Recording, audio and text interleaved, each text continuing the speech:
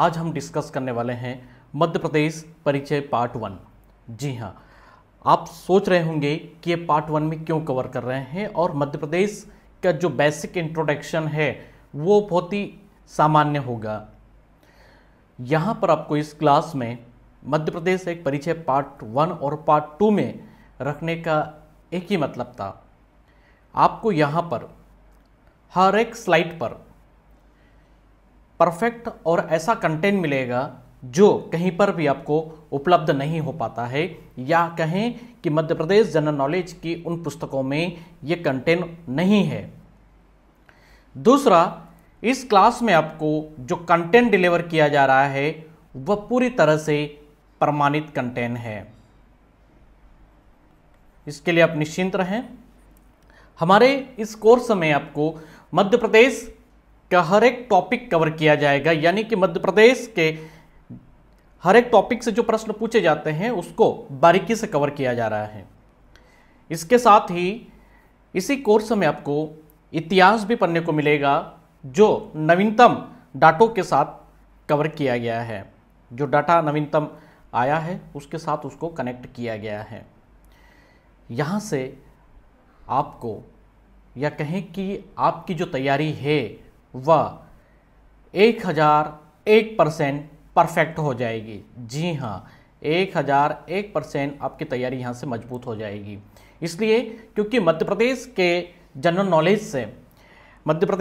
Knowledge से MPPSC का जो नया पाठ्यक्रम है उसमें 45 प्लस क्वेश्चंस पूछे जाते हैं, यानी कि 45 प्रश्न पूछे जाते हैं। इस बार और अधिक संभावना है, यह संभावना बढ़कर 60 भी हो सकती है और 55 और 60 के बीच में भी रह सकती है। अगर आपको एमपीपीएससी प्रारंभिक परीक्षा को पास आउट करना है तो यह सबसे बड़ा स्कोर कार्ड होगा आपका मध्य प्रदेश एक परिचय। हाँ, आप ये सोच रहे होंगे कि मध्य प्रदेश एक परिचय बड़ा सामान्य होगा, राय नृत्य के बारे में बताएंगे, तो मैं कहूँगा कि जैसा आप सोच रहे हो वैसा नहीं है यहाँ पर। इसीलिए हर एक टॉपिक को बहुत अच्छे से समझिए। दूसरा, जितना भी कंटेंट एक्स्ट्रा अगर आपको मैं बता रहा हूँ तो उसको नोट कीजिए। आपके जो भी डाउट है उन डाउट्स को आप एक नोटबुक बनाइए आपकी, उस नोट्स में उसको नोट कर लीजिए जहाँ पर आपको डाउट आ रहा। यहाँ से पढ़ने के बाद आपको किसी भी मध्य प्रदेश जनरल नॉलेज की पुस्तक या कहें कि अन्य स्थानों पर देखने की कोई आवश्यकता नहीं, क्योंकि वह आपको प्रमाणिता साबित नहीं कर पाएंगे। इसीलिए कह रहे हैं कि यहाँ से जो बता दिया गया है वह सटीक और प्रमाणित होगा, यानी कि वह माना जाता है। अब थोड़ा सा परिचय मेरा कि मैं ऐसा क्यों कह रहा हूँ। विगत 4 से 5 वर्षों में मध्य प्रदेश जनरल नॉलेज पर मेरा रिसर्च रहा है, अनुसंधान रहा है। हर एक पॉइंट को बहुत अच्छे से कवर किया गया है। हर एक इतिहास और आर्ट एंड कल्चर जो होता है उस पर भी बारीकी से अध्ययन किया गया है। मेरे ही रिसर्च के बाद सारी चीज़ें क्लियर हो पाती है, इसीलिए यहाँ पर आपको सटीक पढ़ने को मिलेगा। आपके मन में प्रश्न उठ रहा होगा कि अगर आप रिसर्चर है तो आपके पास क्या विशेषताएं हैं। आपकी जानकारी के लिए बता दूं कि परमार राजवंश पे लिखा गया रस रत्नमाला ग्रंथ जो 1200 पन्नों का है, यानी कि मध्य प्रदेश का सबसे बड़ा ग्रंथ है, उसमें मेरा सहायक शोध शामिल किया गया है। दूसरा, मैं आपको बता दूं कि मैं किसी पब्लिशर का लेखक भी हूं। इसके अलावा और भी अन्य संस्थानों से रिसर्च मेरे होते रहते हैं, या कहें कि मेरे रिसर्च को लिया जाता है। चलिए, इतना काफ़ी है आपके लिए। तो ये तो बेसिक मेरा परिचय था। मध्य प्रदेश का आकार एवं विस्तार। आपने मध्य प्रदेश जनरल नॉलेज में पढ़ा है कि मध्य प्रदेश की आकृति कैसी है। ये हमारा मध्य प्रदेश है वर्तमान का, अगर आप देखें तो। आकार और विस्तार की अगर हम चर्चा करें मध्य प्रदेश में तो क्या है, आपसे प्रश्न ये पूछा जाएगा कि मध्य प्रदेश का आकार एवं विस्तार कैसे है। देखिए, देश की राजधानी क्या है? दिल्ली। और दिल्ली से मध्य प्रदेश की जो स्थिति है वह दक्षिण की ओर है, यानी कि यहाँ पर, और मुंबई महानगर से पूर्व की ओर है। ये मुंबई से देखिए मध्य प्रदेश की स्थिति कैसे पूर्व की ओर, ये सिंगरौली होते हुए ये पद पहुंच गए अपन अरुणाचल प्रदेश, यानी कि मध्य प्रदेश का पूर्वी जिला क्रॉस कर लें और उसके बाद आप पहुंच जाएं अरुणाचल प्रदेश, भारत का पूर्वी प्रदेश, और मध्य प्रदेश का पूर्वी जिला सिंगरौली। आप सोच रहे होंगे कि यहाँ पर हमारे लिए क्या बेस्ट है। मैं बताता हूँ, कलकत्ता से पश्चिम की ओर, बस इसको डिस्कस करना बाकी था। देखिए, आपसे प्रश्न पूछा जाएगा कि मुंबई महानगर से कौन सा राज्य पूर्व दिशा की ओर स्थित है। ऑप्शन होंगे आपके A MP, B CG, C T for Telangana और डी उड़ीसा। तो आप ये देखो, बहुत से बच्चे क्या मैप बना लेंगे, अरे यार ये तो महाराष्ट्र है, तो सीधी सी बात है तेलंगाना पूर्व की ओर है। फिर ये ध्यान ही नहीं लगा रहे कि ये पूरा साउथ में चल रहे हो आप, है ना। ओके, क्योंकि पूर्व कहाँ है, यहाँ से पूर्व माना जाता है भारत का, अरुणाचल प्रदेश से, और हमारा एमपी का कहाँ से, सिंगरौली से। तो देखिए ये मुंबई, और मुंबई से कहाँ, पूर्व की ओर। ठीक है, तो ऐसे प्रश्न आपको पूछे जा सकते हैं, या फिर ये भी पूछा जा सकता है कि मुंबई महानगर से मध्य प्रदेश कौन सी दिशा की ओर है। तो आप पीछे ऐसा मैप बना लेंगे, आप छोटा सा मध्य प्रदेश का, है ना, ऐसा मैप बना लेंगे और अपना वहाँ पर डायग्राम बनाकर आप ये सोचेंगे कि चलो आप दिशा काट ले, तो बोले ये तो मुंबई है, तो मुंबई से बोले उत्तर की ओर है, आप क्या बोल दोगे, मुंबई से उत्तर की ओर है, आप ऐसा बोलोगे। पर प्रश्न पूरे भारत पे रखकर पूछ लिया जाएगा, तो इसलिए आपको ये पता होना चाहिए। ठीक है, स्लाइड आपको मिल जाएगी, ठीक है, पीडीएफ। अब मध्य प्रदेश की अगर हम ज़्यादा चर्चा करें तो देश के 5 राज्यों यानी कि उत्तर प्रदेश, राजस्थान, गुजरात और महाराष्ट्र और छत्तीसगढ़ से घिरा हुआ है। 5 राज्यों से हमारा मध्य प्रदेश पूरी बाउंड्री को कवर कर लेता है, इन 5 राज्यों से घिर जाता है। इसके साथ ही अगर हम चर्चा करें यहाँ पर, तो मध्य प्रदेश का क्षेत्रफल कितना है, 3082 45 भी पढ़ने को मिलता है, 3082 52 भी पढ़ने को मिलता है। कुछ समय तक 3082 45 चलता रहा, उसके बाद 3082 52 हुआ, फिर 3082 45 हुआ, बहुत गड़बड़ होती रही यानी कि इसके आंकड़े में। फाइनली फिर मध्य प्रदेश सरकार ने अपना जो आंकड़ा घोषित किया मध्य प्रदेश के विस्तार का, क्षेत्रफल का, तो 3082 52 ही घोषित किया है। अब इसकी क्या वजह रही है वो जरूर समझ लीजिए आप। वजह यह रही है कि यहाँ पर किरार घाटी पड़ती है। अब यहाँ का मतलब ये हो गया कि किरार घाटी जो है वह अमरकंटक में है। यहाँ पर यह 7 किलोमीटर का जो क्षेत्रफल है, 7 किलोमीटर का जो क्षेत्रफल है यह विवादित है।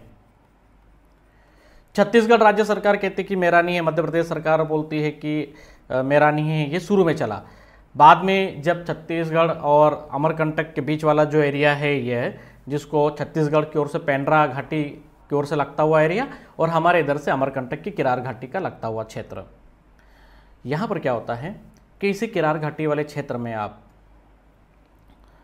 चाय की खेती की जाती है। इसके अलावा यहाँ पर इन्वायरमेंट काफ़ी अच्छा है उन फसलों के लिए जो भारत के गिने चुने राज्यों में उनकी खेती की जाती है। यानी कि यहाँ पर आप देखा जाए तो चाय की खेती होने लगी है, इसके साथ ही यहाँ पर स्ट्रॉबेरी की भी खेती की जाती है, नाशपाती की भी खेती की जाती है ना। अब ये चीज़ें हो गई यहाँ पर। तो 2018 में सुप्रीम कोर्ट का डिसीजन आया कि 7 किलोमीटर का जो एरिया है वो छत्तीसगढ़ को हस्तांतरित कर दो। ठीक है, इसके बाद मध्य प्रदेश सरकार को समझ में आया कि नहीं भैया ये तो बहुत ही महत्वपूर्ण एरिया है, हम ऐसे कैसे दे दें। तो मध्य प्रदेश सरकार ने एक अपनी रिट दायर कर दी। ठीक है, और उस रिट में फिर ये मान लिया कि मध्य प्रदेश का क्षेत्रफल है, तो ये एमपी के पास वापस लौटा है। 3082 52 वर्ग किलोमीटर फिर हो जाता है। तो यह आपको याद रखना है।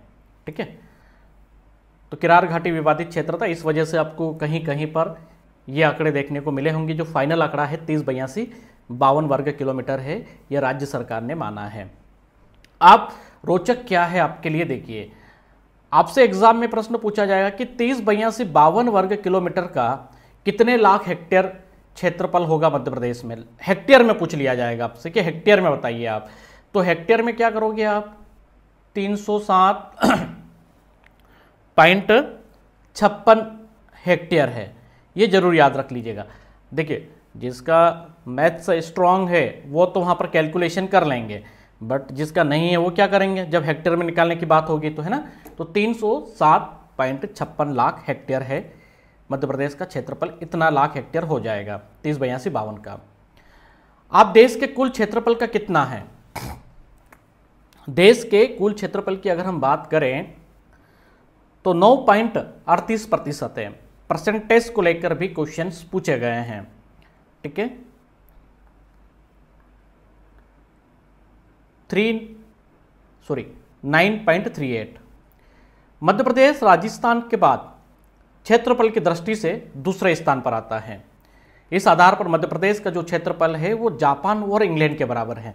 अब आपसे प्रश्न पूछा जाएगा कि चलिए बताइए कि मध्य प्रदेश का जो क्षेत्रफल है वो कौन से दो देशों के बराबर है, या फिर विकल्प में रख दिया जाए जापान, विकल्प में आपके लिए रख दिया जाएगा वहाँ पर क्या बोलते हैं श्रीलंका, नेपाल, पड़ोसी देश पाकिस्तान भी रख सकते हैं, बांग्लादेश भी आ सकता है, विकल्प पे कुछ भी हो सकता है। वहाँ पर आपको इन चीज़ों पर ध्यान देना है, ठीक है।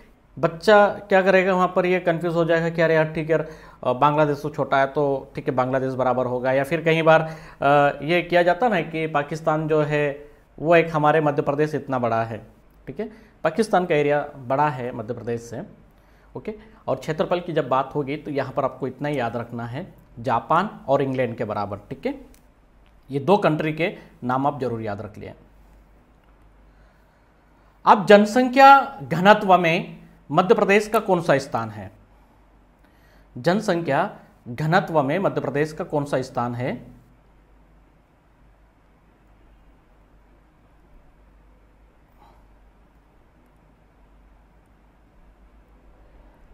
एक मिनट, है ना, ये हमारी स्लाइड थोड़ी आगे पीछे हो गई है, ओके। ये पॉइंट हो गया आपका, ये हो गया था जापान इंग्लैंड के बराबर, हाँ अभी वाला पॉइंट आएगा, सॉरी। मध्य प्रदेश क्या है, एक स्थल रुद्ध राज्य है, यानी कि मध्य प्रदेश की जो सीमा है लैंड लॉकेट स्टेट है, और ये टच नहीं करता है किसी भी इंटरनेशनल बॉर्डर को, यानी कि अंतर्राष्ट्रीय सीमा को नहीं छूता है हमारा मध्य प्रदेश। अब इसमें विशेष क्या है, चलो मैं बताता हूँ। ये तो हर किसी को पता है कि मध्य प्रदेश एक स्थल रुद्ध राज्य है और इंटरनेशनल बॉर्डर को ये टच नहीं करता है, यानी कि सीमा को छूता ही नहीं है। बेस्ट आपके लिए ये है कि मध्य प्रदेश के निकटतम समुद्र तट से दूरी कितनी है, तो कितना बताओगे आप, 150 किलोमीटर। मध्य प्रदेश से समुद्र सीमा की जो दूरी है वो कितनी है, 150 किलोमीटर है, यानी किस ओर से है ये भी हम चर्चा कर ले थोड़ी सी। तो छोटा सा मध्य प्रदेश का मानचित्र बना लेते हैं हम यहाँ पर समझने के लिए। तो यहाँ पर आप देखेंगे गुजरात बॉर्डर से है ना, क्या याद रखोगे, अलीराजपुर से इधर से ना, तो यहाँ पर आपको पड़ जाएगा बड़ौदा, बड़ौदा से आगे आपको लग जाएगा समुद्र, ठीक है। तो ये आपको याद रखना है, 150 किलोमीटर की दूरी है यहाँ से मध्य प्रदेश से, है ना। अगर प्रश्न आए तो ये जरूर आंसर कीजिएगा, प्रश्न पूछे भी जा सकते हैं। इसके अलावा अगर हम बात करें तो मध्य प्रदेश की जो आकृति है वो बैठे हुए ऊंट के समान है, यानी कि हमारा जो मध्य प्रदेश है ये ऐसा प्रतीक होता है कि जैसे कोई कैमल बैठा हो, तो ये भी याद रखना है। तो बैठे हुए ऊंट के समान आकृति है, ये उसका मुंह है, ये पीछे वाला भाग है। वर्ष 2011 की जनगणना के अनुसार राज्य की जनसंख्या है जो देश की कुल जनसंख्या का कितना प्रतिशत बनाती है। चलिए, तो ये 2011 की जो जनगणना है उसका वेरीफाइड डाटा है ये, ठीक है। तो ये आपको याद रखना है। 7.27 लाख, 7.27 करोड़ है जो देश की कुल जनसंख्या का कितना प्रतिशत बनता है, 6%। तो ये जरूर याद रखना है कि परसेंटेज की अगर बात होगी तो 6% आप याद रखें। इसके अलावा बस इतना याद रख लीजिएगा 27.27, है ना। अब इतनी संख्या तो आपसे ऑप्शन पे नहीं पूछी जाएगी, इसलिए आप निश्चिंत रहें, या पूछ भी लिए जाए तो दो के जोड़े में याद रखो 72, 62, 68, 09, ठीक है, ऐसे करके याद रख सकते हैं और बड़े आंकड़ों को ऐसे ही याद किया जाएगा। और देश की कुल जनसंख्या का अगर पूछा जाए तो आप 6% आंसर करेंगे, यानी कि 6% है, 6.0%। जनसंख्या के आकार के अनुसार मध्य प्रदेश देश का 8वां राज्य है। अब आपने पढ़ा यहां पर राजस्थान के बाद दूसरे नंबर पे आता है, और आपसे प्रश्न ये पूछा जा रहा है कि जो मध्य प्रदेश है हमारा, वे जनसंख्या के आकार के अनुसार कितना है, यानी कि देश में मध्य प्रदेश का कौन सा नंबर आएगा, तो आप आंसर करेंगे 6वां राज्य है। मध्य प्रदेश में जनसंख्या घनत्व 236 व्यक्ति प्रति वर्ग किलोमीटर है, जो देश के औसत घनत्व का 382 व्यक्ति से कम है। 236 प्रति वर्ग किलोमीटर, यानी कि 1 वर्ग किलोमीटर पर आपको 236 जनसंख्या मिलेगी, व्यक्ति उनका समूह मिल जाएगा। और देश के औसत घनत्व का कितना है, तो 382 से कम है ये। आपके लिए बस इतना याद रखना है, जनसंख्या घनत्व प्रति वर्ग किलोमीटर कितना है मध्य प्रदेश का, तो 236 आप याद रखिए, इतना ही आपको वहां पर आंसर करना होगा। ठीक है, इससे ज्यादा कुछ नहीं पूछा जाएगा। अब हम चर्चा कर रहे थे यहां पर कि जनसंख्या घनत्व में मध्य प्रदेश देश के अन्य राज्यों में कौन से नंबर पे आता है, तो 70वें स्थान पर आता है, यह आपको याद रखना है। ठीक है, आप देखें यहां पर, मैं आपको एक रिवीजन भी कराऊंगा आखिरी में। अविभाजित मध्य प्रदेश 1 नवंबर 1956 के समय का कुल क्षेत्रफल कितना, यह आपसे पूछ लिया जाएगा। 4,43,446 वर्ग किलोमीटर था। ये उस समय की बात कर रहे हैं जब छत्तीसगढ़ मध्य प्रदेश का एक भाग हुआ करता था। और 1 नवंबर 1956 की स्थिति में अगर आपसे प्रश्न पूछा जा रहा है तो आपको यही आंसर करना होगा, ना कि आप ये बताएं 30, 82, 52 वर्ग किलोमीटर। और इसी का परसेंटेज भी आपसे पूछ लिया जाएगा, प्रतिशत आपसे पूछा जाएगा, परसेंट पूछा जाएगा आपसे। तो यह वर्ष 2000 के पूर्व की स्थिति में, यानी कि 1 नवंबर 1956 से लगाकर 2000 के पूर्व की स्थिति में, यानी कि पहले की स्थिति में, बाद की स्थिति में क्या होगा, मध्य प्रदेश का पुनर्गठन हो जाएगा, छत्तीसगढ़ एक सेपरेट स्टेट बन जाएगा। ठीक है, तो यहां पर आप ध्यान दें, संपूर्ण देश के कुल क्षेत्रफल का 13.43% यहां पर बनता है। कितना क्षेत्रफल बनेगा इसका प्रतिशत में, 13.43। वर्तमान में कितना है, 9.38, ये आपको याद रखना है। और पूर्व में पूछे तो इतना आप याद रख लीजिएगा। अब देखिए आगे क्या है। वर्तमान मध्य प्रदेश द्वारा कवर किए गए क्षेत्रों में, या कहें कि क्षेत्र कौन कौन से हैं, तो प्राचीन अवंती महाजनपद का क्षेत्र, जो कि मौर्य और गुप्त राजाओं के द्वारा शासित क्षेत्र को यहां पर शामिल किया गया। मध्य प्रदेश में प्राचीन राजवंशों का रूल रहा। महिष्मती के कलचुरी, त्रिपुरी के कलचुरी, जिनको डाहल देश के कलचुरी राजा कहा गया है, डाहल प्रदेश के नाम से जाना गया। इसके अलावा वाकाटक राजवंश है, नाग डायनेस्टी है। मध्य प्रदेश में बहुत ज़्यादा राजवंशों ने रूल किया। हम उन राजवंशों की बात कर रहे हैं जिनका महाजनपद का कभी क्षेत्र हुआ करता था, गुप्त राजाओं का समय और मौर्य राजाओं का समय। इसके बाद आप देखें तो परमार डायनेस्टी रूल करती है, प्रतिहा डायनेस्टी मध्य प्रदेश में रूल करती है। राजवंश का जो टॉपिक है आपका हिस्ट्री में, वो बहुत डिटेल में आपको पढ़ने को मिलने वाला है। बस आप इतना समझिए। आपसे प्रश्न सामान्य पूछा जाएगा कि वर्तमान मध्य प्रदेश में कवर किए गए क्षेत्र में प्राचीन कौन से शासकों द्वारा क्षेत्रों को शामिल किया गया, तो मौर्य और गुप्त राजाओं के द्वारा शासित क्षेत्रों को यहाँ पर इंक्लूड कर लिया गया था और इसी को मिलाकर एक राज्य बना था, जो छत्तीसगढ़ के साथ मिलकर बनाया गया था। आप प्रश्न आपसे पूछ लिया जाएगा कि प्रथम मध्य प्रदेश में प्रथम मुस्लिम आक्रमणकारी कौन था, तो प्रथम आक्रमणकारी जो मुस्लिम व्यक्ति था वो था महमूद गजनवी था। मोहम्मद गजनवी ने ग्वालियर पर यह पहला आक्रमण किया था, यानी कि मध्य प्रदेश की भूमि पर किसी मुस्लिम शासक का यह पहला अटैक हो रहा है। 1021 और 1022 में इसने ग्वालियर पर आक्रमण किया था। एक अलग बात है कि मोहम्मद गजनवी कि पहले से भी यहाँ पर यानी कि अनबन रही थी। जो कच्छपघात राजा थे उन्होंने मोहम्मद गजनवी के विरुद्ध जो आनंदपाल शाही वगैरह थे उनके साथ मिलकर युद्ध किया था, या कहें कि जो चंदेल राजा हुआ करते थे विद्याधर वगैरह उनको भी सपोर्ट किया था। तो इससे मोहम्मद गजनवी नाराज हो जाता है और फिर वो यहाँ पर अटैक करता है। तो मोहम्मद गजनवी ने जब आक्रमण किया 21 और 22 यानी कि 1021-1022 में ग्वालियर पर यह आक्रमण हुआ, यानी कि मध्य प्रदेश के इतिहास में प्रथम मुस्लिम आक्रमणकारी व्यक्ति था। और आपसे एग्जाम में यही प्रश्न पूछा जाएगा कि प्रथम मुस्लिम आक्रमणकारी व्यक्ति कौन था और कब आक्रमण किया। तो 1021 और 1022 में। अब आपके लिए क्या विशेष है यहाँ पर, देखिए विशेष की अगर मैं चर्चा करूँ आपके लिए, आपकी पुस्तकों में आपको यह बताया गया है कि 1019 में आक्रमण किया ग्वालियर पे।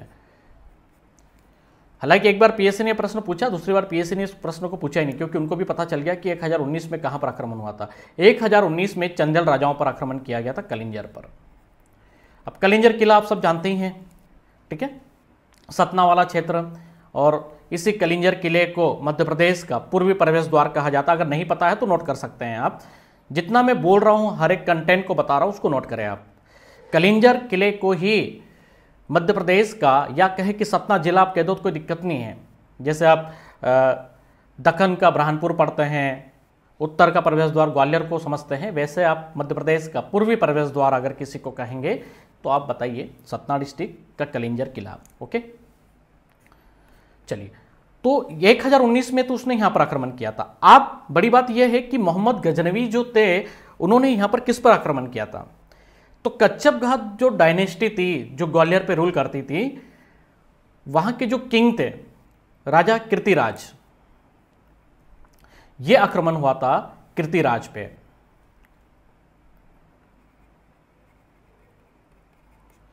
आप नोट करें बस, कच्छपघात राजा कीर्तिराज पर आक्रमण किया था। कहा जाता है कि मोहम्मद गजनवी यहां पर जब किले को नहीं जीत पाया तो उसको 4 दिन तक रुकना पड़ा यहां पर। अंत उसने ये डिसीजन लिया कि भैया इसको अब हम नहीं जीत पाएंगे, चलो यहाँ से वापस।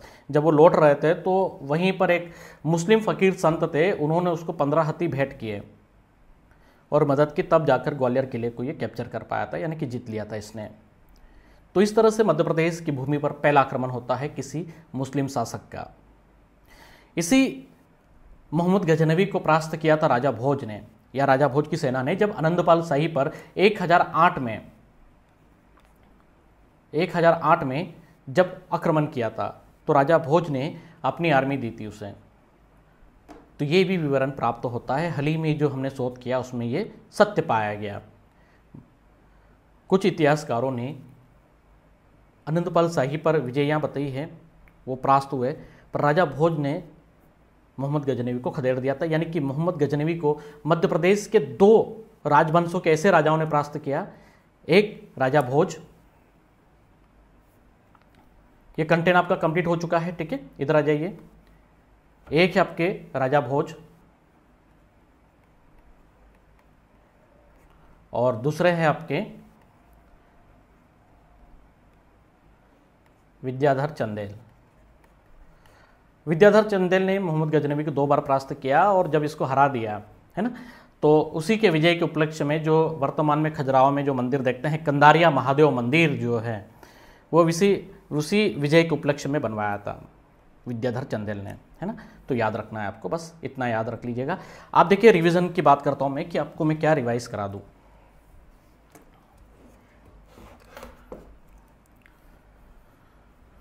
पहले तो यह है क्षेत्रफल की दृष्टि से भारत का दूसरा सबसे बड़ा राज्य, आपसे प्रश्न पूछा गया, आप यही आंसर करेंगे दूसरा, ठीक है। जनसंख्या के आकार पे मध्य प्रदेश का भारत में कौन सा स्थान है, आकार में पूछा जाए तो 6वां। जनसंख्या घनत्व में कौन सा स्थान है तो 70वां। समझ में आ रहा है? ये 3 पॉइंट काफी अच्छे से नोट कर लीजिए आप, ओके। अगेंस्ट देखिए आप यहां पर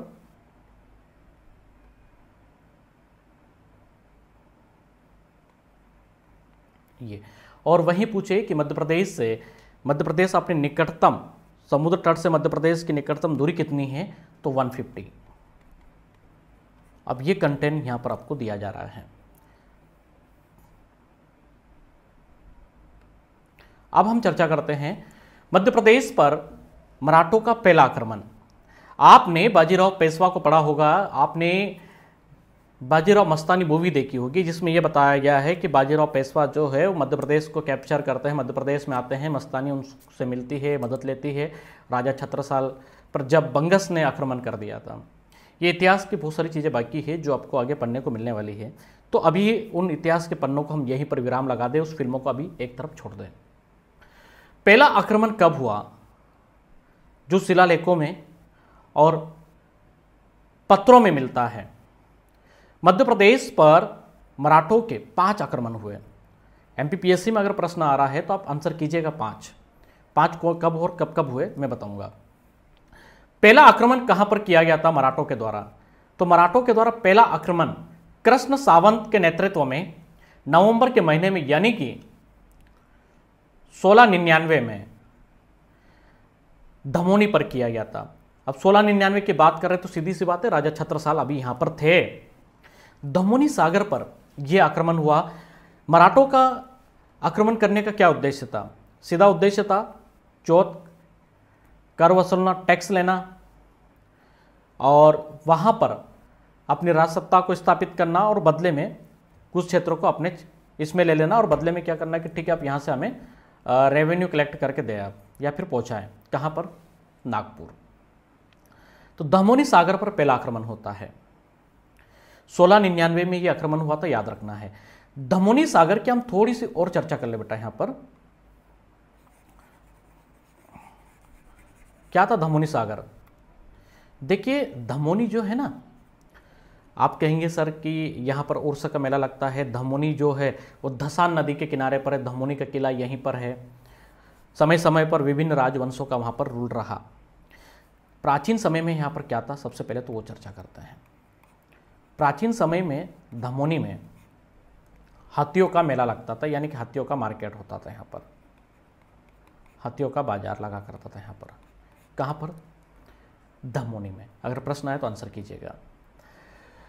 दिल्ली के तख्त पर बैठने वाले सुल्तान भी अपने राज दरबार के लिए हाथी यहाँ से खरीदते थे।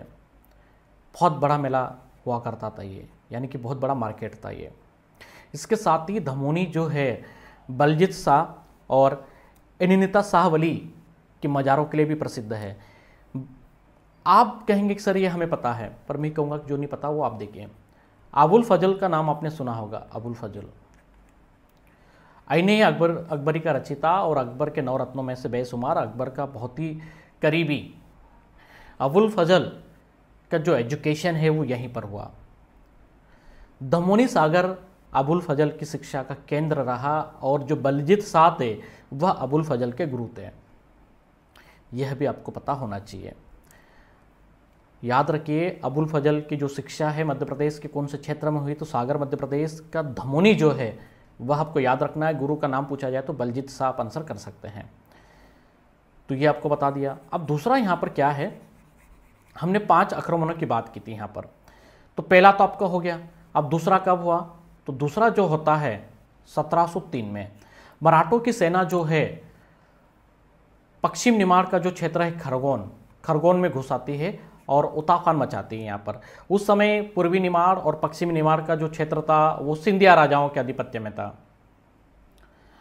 नीमा सिंधिया जो थे उनको छत्रसाल बुंदेला उकसाते हैं। तो जब छत्रसाल बुंदेला की बातों में वो आ जाता है नीमा सिंधिया जी, तो वह अटैक करते हैं मालवा प्लेटू पे, मालवा प्रांत में आक्रमण करते हैं और पूरे मालवा प्रांत को वह नष्ट कर देते हैं। निमाड़ का क्षेत्र था, सीधी सी बात है, बरार का लगता हुआ क्षेत्र कहलाएगा उस समय पे ये। तो यहाँ पर क्या होता है कि बरार का सूबेदार था फिरोज जंग। फिरोज जंग ने पीछा किया नीमा सिंधिया का, कहाँ तक, सिरोंज में। और सिरोंज जो कि वर्तमान में विदिशा में पड़ता है, सिरोंज में युद्ध होता है जहां पर नीमा सिंधिया को सरेंडर करना पड़ता है फिरोज जंग के आगे। ये दूसरा आक्रमण होता है मराठों का, और इसी आक्रमण में लाभ उठाने के चक्कर में नीमा सिंधिया यहाँ पर हार मानते हैं फिरोज जंग के सामने। तीसरा आक्रमण कब हुआ? 1715 में। यह आक्रमण किया गया था कंपेल पे। कंपेल जो कि इंदौर के पास में पड़ता है, 1715 में ये तीसरा आक्रमण। इसके बाद 1723 में मालवा पर फिर आक्रमण, और इसके बाद 1728 में पांचवा आक्रमण। और 1728 में जब बाजीराव पेशवा आक्रमण करते हैं तो इस समय क्या होता है कि 1728 में ही मालवा सूबे का बंटवारा करते हैं बाजीराव पेशवा, और अपने सिपा सलाहकारों को वो एरिया बांट देते हैं। सिंधियास को देते हैं, होलकर्स को देते हैं, पवार राजवंश जो था उसको देते हैं, धार पवार और देवास पवार। देवास में दो बंटवारे होते हैं, देवास बड़ी पांति और देवास छोटी पांति, जो आगे हम पढ़ाएंगे आपको। तो इस तरह से 5 आक्रमण किए, और युद्ध जो हुआ था मध्य प्रदेश में वह 1737 में युद्ध हुआ था, जिसे हम दुरई युद्ध कहेंगे, दुरई संधि कहेंगे, या फिर दोहरा सराय का युद्ध कहेंगे, जो भोपाल में लड़ा गया था निज़ाम के खिलाफ। तो यहाँ पर भी आपको पता चलेगा कि जो भोपाल नवाबी सेना थी उस समय कौन थे, और बाजीराव पेशवा अपने कौन से विश्वसनीय सेनापतियों के साथ यहाँ पर युद्ध में जाते हैं। ठीक है, बस इतना याद रखिए, अभी के लिए पर्याप्त है ये। भूवैज्ञानिक दृष्टि से जो मध्य प्रदेश है वो प्राचीनतम गोंडवाना लैंड का भाग है। विश्व की सबसे प्राचीनतम भूमि है ये गोंडवाना लैंड। हर किसी को पता है, हर कोई जानता है ये। ठीक है, तो मेरे दृष्टिकोण में आप देखें, ये सामान्य प्रश्न आपको लगने लगा अभी यहाँ पर, और आप सोच रहे हैं कि सर हमें पता है कि विश्व की सबसे प्राचीनतम जो लैंड है, भूभाग है, वो गोंडवाना लैंड है, और इसके 3 स्तर पाए जाते हैं मध्य प्रदेश में, अपर गोंडवाना, लोअर गोंडवाना और मध्य गोंडवाना। ये स्तर की बात हुई।